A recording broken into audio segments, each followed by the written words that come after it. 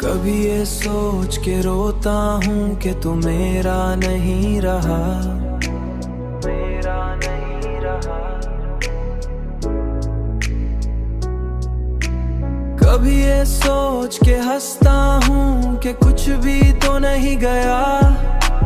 ये जो लम्हे थे कभी तेरे मेरे साथ गुजारे हुए, यही तो हैं जो अभी तक दिल में जिंदा है छुपे हुए।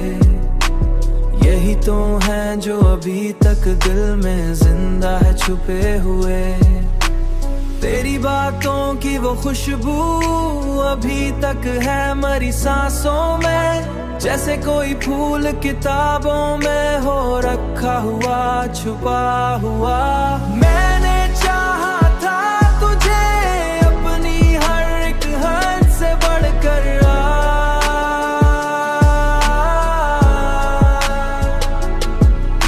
मगर ये इश्क ही शायद मेरा मुकद्दर जला गया।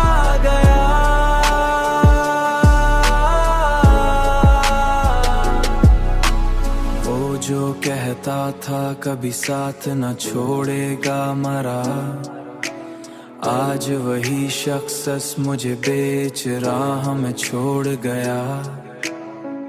ये जो आंखों में नमी है ये फकत पानी नहीं